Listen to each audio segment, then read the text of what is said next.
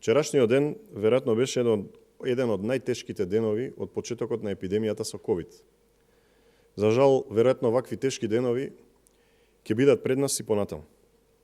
Вчера бројката на потврден заразен медицински персонал беше најголема досега, а сето тоа доведе да се најдеме во една ситуација кога главниот удар на епидемијата и пикот на епидемијата се уште не се дојдени, а бројот на заразен медицински персонал представува или причинува околу 20% од сите заразени.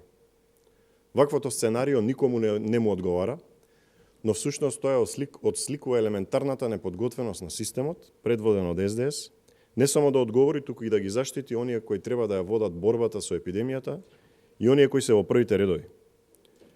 Но на грешките, на пропустите на Министерството и на владата ќе ги разгледуваме откако ќе помине оваа криза.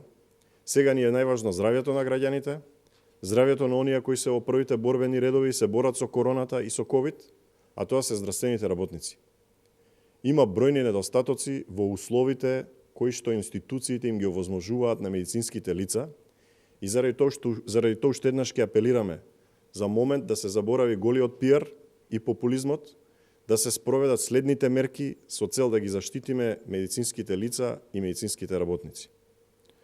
Прво, ургентно да се превземат мерки за обезбедување на соодветна опрема на персоналот и заштита на персоналот, негово штедење преку ротации, преку точно подготвен и спланиран бел план за функционирање на здравствените институции. Да се земе во предвид набавка централна со која што ќе се набави доволно количество на опрема.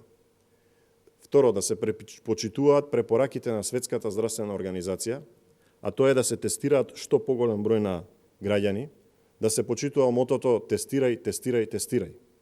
Свесни за нетранспарентноста на институциите во однос на капацитетите за тестирање, уште веднаш мора да се излезе со конкретни бројки и наместо политиканство да почне на вистина да се тестира. Трето, да се направат напори да се вклучат сите расположливи средства и сите расположливи институции во земјата, како медицински факултет, фармацевски факултет, Академијата на науките и уметностите, земјоделскиот факултет, да се вклучат во изведувањето на тестовите и на тој начин да се зголемат бројот на тестовите. Да се тестираат особено ризичните групи, како здравствените работници. Доколку ја имаме имунолошката слика на здравствените работници, ќе можеме да знаеме кои се оние кои што го прележале заболувањето и кои би можеле повторно да се вратат на првите линии со цел да помогнат на населението. Апелираме, порано апелиравме и сега повторно апелираме да се воведат посериозни рестриктивни мерки и прогласување на карантин на градовите со најмногу инфицирани и заболени. Скопје, Куманово и Струга. Премногу се чека и се доцни, а секоја задоцната реакција граѓаните ја плаќаат со двојно повеќе штета по нивното здравје.